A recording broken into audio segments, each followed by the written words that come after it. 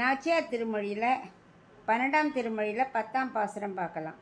மண்ணு மதுரை தொடக்கமாக வன்துவரா பதிதன் அளவும் தன்னை தமர் உய்த்து பெய்ய வேண்டி தாழ்குழலால் துணிந்த துணிவை பொன்னியல் மாடம் பொலிந்து தோன்றும் புதுவையர்கோன் விட்டு சித்தன் கோதை இன்னிசையால் சொன்ன செஞ்சொல் மாலை ஏத்த வல்லார்க்கு இடம்பை உந்தமே. இப்போ இதுக்குள்ள அர்த்தம் பார்க்கலாம். இந்த 12ஆம் திருமொழி முழுக்க ஒவ்வொரு பாசுரத்துலேயும் ஒவ்வொரு இடத்துக்கா என்னை கொண்டு கண்ணன் இருக்கிற இடத்துல என்னை கொண்டு விட்டுடுங்கன்னு சொல்லிட்டு இருந்தா இல்லையா. அதில் முதல்ல என்ன ஆரம்பித்தா மதுரா.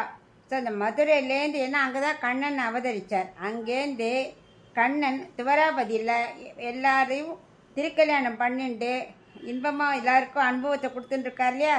அது வரைக்கும் எல்லாத்தையும் சொல்லி முடித்தேன். அதனால என்னை துவராபதியில் கொண்டு சேர்த்துருங்கோ, நானும் பகவானோட அங்கே இருந்துட்டு நன்னா பகவான் அனுபவிக்கலாம் அப்படிங்கிறனால துவரா சொன்னா இல்லையா. அது வரைக்கும் எல்லா இடத்துக்கும் என்னை கொண்டு போய் சேர்த்துருங்கோ, ஏன்னா என்ன நடக்க முடியாது. அதனால் நீங்கள் என்னை தூக்கிண்டு உறவினர்கிட்ட சொல்கிறா, என்னை தூக்கிண்டு அங்கே கொண்டு சேர்த்துருங்கோ அப்படின்னு பிரார்த்திக்கிறா. அதுக்கு என்ன பண்ணுறா, தன்னோட கூந்தலை அவுத்து விட்டுக்கிறா. ஏன் அப்படின்னாக்கா கண்ணன் தான் குழல் முடியணும். ஏன்னா அவர் தன்னோட குழலுக்கு கண்ணனுக்கு ரொம்ப பிடிக்கும். கூடல் எழுத்திலே பார்த்தோம் நம்ம. அதனால் அந்த தாழ் குழலால் அவுத்து விட்டுண்டா. ஏன் துணிந்த துணிவைங்கிறா அப்படின்னாக்க கண்ணன் தான் இவளை இங்கே சேர்த்துக்கணும். ஆனால் இவள் தைரியமாக நானே அங்கே போகிறேங்கிறாளோன்னு அந்த துணிவு, அந்த அப்படிப்பட்ட துணிவு உடைய ஆண்டாள். அவள் யார்? இந்த புதுவியர்கோன், அதாவது பெரியாழ்வாரோட திருக்குமாரத்தி. அதாவது கோதை.